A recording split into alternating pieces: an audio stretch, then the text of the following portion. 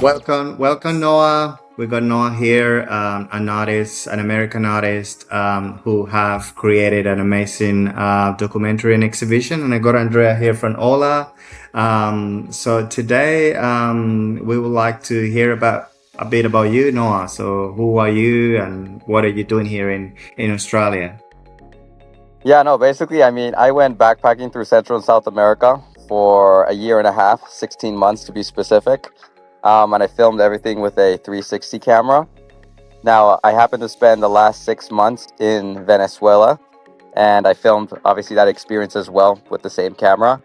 And ultimately, when I went home, I kind of realized that, out of all the places that I went to on that trip, the place that really kind of where I learned the most was Venezuela. Because the Venezuela I heard about and the Venezuela I saw weren't exactly the same. So I kind of made a film, a virtual reality documentary about my 6 month journey in Venezuela.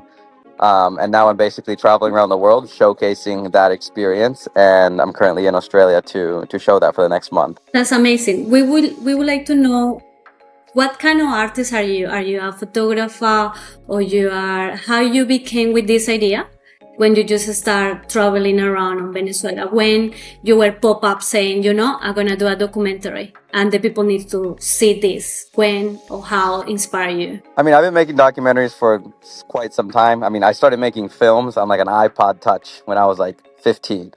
And ever since then, I've slowly kind of evolved. But recently, I've been really interested in making documentaries for maybe like the past 5 years, 6 years. But I always found myself, in a traditional documentary standpoint, where you just kind of look at it on a normal screen on like YouTube or Netflix or whatever. There's always a gap between yourself, the people that are watching the experience, and the people that are and like the actual story. So when I kind of discovered virtual reality and filmmaking in 360, I was like, okay, what if I could kind of take people into the actual experience instead of me having to explain everything or try to like rely on storytelling techniques, so to say. I wanted to bring people into the film. So that's kind of where the idea of making things in virtual reality kind of became a thing. I don't know. I don't necessarily categorize myself as like an artist or this or that. Like, I just like to make films, tell stories. And it just happens to right now be in virtual reality. So this is like a documentary, just happens to be in a format where everybody kind of puts on their own virtual reality headsets. They can move their head around. They can feel like they're really in the story, and not necessarily just kind of watching it passively. I love that.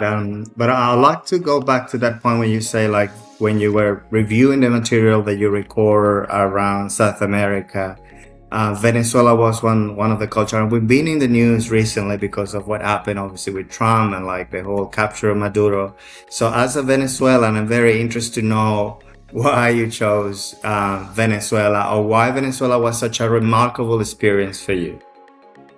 Well, kind of the idea I had of Venezuela and what I heard about the country while I was traveling was very negative. Like no matter where I went or who I was talking to, whether they were non-Venezuelans or Venezuelans, everybody kind of told me like, don't go. And when I found myself in Colombia and, I wanted to go to Brazil and the country in between was Venezuela, I was like, okay, I don't want to skip the country, but obviously the reputation was like, all I had in my head.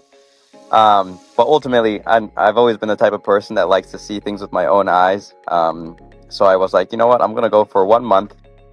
I'll check it out, see how it is. I was honestly fully prepared to get robbed. I kind of left all my hard drives. Like I backed everything up. Like I basically got rid of everything to make sure that, if I did get robbed, I was like, okay, well, at least my footage up to this point is safe. So that was the level of like fear and like preparation, so to say, I had before going to the country. But honestly, the first 2 weeks, like my mind was still consumed by that mentality. Like everything was, everyone looked like a threat. I would look at a random grandmother walking down the street and I was like, shit, I don't know. Maybe she's going to pull a gun on me too. Like, I don't know. Like, I didn't trust anybody. Um, but obviously, a lot of that is, most of that is just like in your mind. Like once you kind of stay some time there and you really talk to the people and hang out, you realize that, obviously, just like any other country, the majority of the people are good people. And that was obviously the same there. And not even, and it honestly kind of went even beyond that, because the people there were just so kind of welcoming, especially when they kind of realized that I was a foreigner in their country. They're like, why are you here? And once they kind of realized, like, okay, I am here for, like, to kind of get to know it, they were like very, very open, treated me like family, no matter where I was. Like, they would invite me to lunch, invite me to dinner. I would stay at their homes. Like, they would show me around town. Like, it was one of the most, like, authentic, quote unquote, experiences in that sense, because there really wasn't any real tourism there. Like, there isn't a backpacking community that I would hang out with and kind of, isolate myself. So all I could do was just kind of hang out with the people there. And the more I did that, the more I saw, the more I learned, the more I stayed, the more places that people were recommending me to go. Be like, oh, I have a cousin there, or like, I know someone over there. And ultimately, I just kind of kept, extending my stay. I canceled my flight 3 times, ended up staying there for 6 months, and really just kind of Wow. experienced the country from, the ground, basically. Where do you go? Where was like I just came back from a holidays from in South America, and I went to Venezuela as well. And I was as scared probably as you were, even being Venezuela, because there's so much in the news, there's so much in the media that you don't really know what to expect. Yeah. So I'd like to ask first, where do you go, and what was the highlight? Wow, difficult question. I started in Caracas, then I went to Valencia, El Sorte, Barquisimeto, Mérida, Morrocoy, Margarita, Canaima, Roraima, Sucre. Where else did I go? Wow, God, you were everywhere. Yeah, I I love mean, it. I I got love to it. see a So what was lot, the highlight? The absolute Yeah, highlight So, was yes. the Caracas Magallanes game, the El Clásico in Valencia. It's a baseball game. a baseball game. Yeah, yeah, yeah. Because So like for when you go, people who don't know, actually Venezuelans, baseball is like a big thing. Like I know in all South America, it's all about soccer, but for us, is Baseball. baseball. You Yeah. know, that's all we well known, especially North America. We have like players and yeah. So why was that like a highlight for you? yeah, so the baseball game was just like such a, I don't know, inspiring environment to be in. There's so much passion. Everyone's so riled up. I don't know. It's one of my favorite days. I also really enjoyed making ayacas with the families over there. I went during, Christmas, so everyone's like, all the families kind of come together. They kind of Yeah. make the traditional Venezuelan food for, Christmas. And I was, fortunate enough to be able to be a part of that. So, they kind of taught me how to make an ayaca from scratch. Like I started from like actually washing the hojas, like washing the leaves, to all the way at the end where you actually tie the knot. So I really got to experience the full Navidad experience, the The full ayacazo, I'll experience. say. Yeah. I would like to know a little bit about the exhibition. I have a community or Latin American community in Australia, and I would like to, of course, they know what you're doing because this is really important for us, and more in this moment because it's been everybody talking about Latin American. We are a trendy topic. Our culture is really family center. So I would like to know a little bit more about the exhibition, where we can see you, which places are you gonna visit? Yeah. Yeah, no, basically, so I condensed my 6-month journey in Venezuela into a 35-minute virtual reality documentary. So it's basically my entire experience, like kind of hanging out with the people. The way I describe it, it's a personal experience, but allows you to really feel the essence of the country. So that's kind of how I try to describe it to people. Um, and yeah, I mean, I just arrived in Sydney like 3 days ago. Went to the Bad Bunny concert the day I arrived. um, and now I'm actually headed Perfect. to, yeah, like, long story short, I met someone when I was backpacking in Nicaragua. He's from Australia, so he picked me up from the airport. We went straight to the Bad Bunny concert, so that was day one. And yeah, it's been That's nonstop since. amazing. I'm currently on my way to Brisbane, Embracing driving Latin today. America. Yeah, exactly. Because yeah, this week basically is my first exhibit here in Australia. I'm doing it in Brisbane. I always do the exhibits usually on the weekend, Friday, Saturdays, and Sundays. So this weekend it's in Brisbane. The weekend after that it's back in Sydney. Then I go to Melbourne, Adelaide, then back to Sydney. and then I go to Perth. So I'll be basically I'll be here basically like an entire month, every weekend in a different city. That sounds. Are you going somewhere else besides Australia? Yeah, this is just the beginning. After Australia, I go to Japan for a couple of weeks, host a couple of exhibits there. And then I go to Mexico for like 2 months, maybe 3, stay for the World Cup. And then I'll do the tour in Panama. And then the rest of South America, basically. Like, I'm going to do a bunch of countries in South America showing this film, and ultimately go back to Venezuela this December to do the last exhibit so I can actually invite all my friends that are in the film to watch what they basically made possible. So that's kind of the master plan that I'm running anyway. And then I have another team in the United States that's going to be doing that. That's already started. They're on tour right now. They're in Orlando right now, and they're going to be basically doing the entire East Coast first. Then they'll do Canada, and then the rest of the United States until the end of the year. Perfect. All right, I love that. Yes. Actually, that's the thing, Noah. Like here in Australia, we sort of like as Andrea said it before, we're just sort of building that community, that Latin community.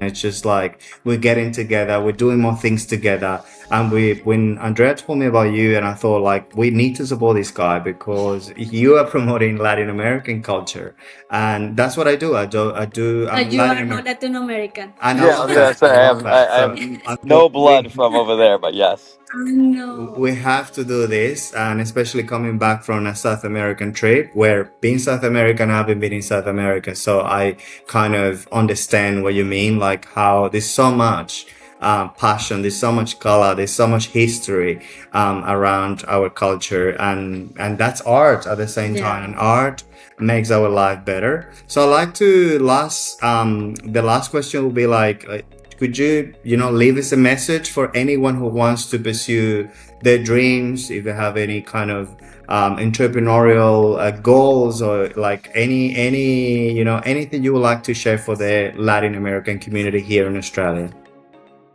I mean, this is not necessarily just for any one community, but I've always been a big believer in just focusing on the next step. I feel like it's very easy to get kind of caught up being like, okay, I want to do this, I want to achieve this, and like you kind of like plan 10, 15 steps ahead, which ultimately becomes like your ceiling. That is like the max potential that you could potentially reach, and you also kind of feel, I don't know, like when you can't achieve it and it doesn't go as planned, because obviously, I mean, what type of life you can plan 15 steps ahead, almost impossible. So, I mean, what I always tell myself is just kind of focus on the next step, make sure the next step is the best step, that you can like put everything into just that one next step. In my case right now, it's doing the best world tour that I can this year. Like that is all I'm really focusing on. I don't know what I'm doing 5 years from now. I don't even care. So that's kind of like my mentality, and I apply that to basically everything I do. Kind of focus on the moment, what is in front of me right now, do the best I can, and ultimately that one step at a time mentality gets you to, when you do reach step 15, the level, like what you can actually achieve at that point is so much larger and grander than whatever I can even conceive of right now if I were to even plan 15 steps. I'm not sure if that makes any sense, because like the way I mean, what I'm doing right now does not make any sense to myself. I didn't plan this. It's not like when I went backpacking, I had this idea of making a documentary about Venezuela and going on a world tour. Like, it was not my idea. Like, my idea was, I'm just going to go backpacking. I'm going to film everything with a 360 camera. That was it. Didn't have no community, no anything. Like, that was it. So yeah, I don't know. That's kind of like the more entrepreneurial side of myself, so to say. That's actually kind of what I do when I'm talking to students. Like tomorrow, for example, I'm actually doing a talk at University of Queensland for a bunch of students there, as well as doing the exhibit. Something I really enjoy doing. But yeah, I would say from an entrepreneur standpoint, to answer your question, I would say that would be kind of my answer. But yeah, I mean, the exhibit itself, it's not for anybody in specific. For Venezuelans, it's something very personal. Maybe you've been to the country, maybe you've been outside for a long time. It can be a very personal, emotional, sad, happy, so many emotions. If you're not from Venezuela, it's kind of like an opportunity to see what's beyond the headlines. I mean, the entire film, I made the film really for myself too. Like, the film was a product of me wanting to make a film around this idea of not letting what you hear become what you think. And that's kind of how everything kind of started. And that is kind of the main message, no matter kind of who you are, what your background is. The film itself, I narrate in English. My Spanish was definitely not good enough, especially back then. Um, but the people in the film, speak Spanish, so like everyone can choose between English and Spanish subtitles. So it's not like it's not meant for anybody, or specific. Anybody can really enjoy it. So yeah, if you're kind of, International. yeah, if you're curious about just other cultures and also a new format of entertainment, this is something that could be maybe of interest. Yeah. All right. Thank you, Noah, Thank you so much. for Yeah. sharing your story. For like, we will be there, so we will leave all the details on the caption. So, thank you so much for sharing your project, and for anyone, if you can just check out the tickets. You will also share with us the link to purchase the tickets. And thank you very much. Have a Yeah, it's good just one. Thank you so much thank for your you. message. Of course. Thank you guys.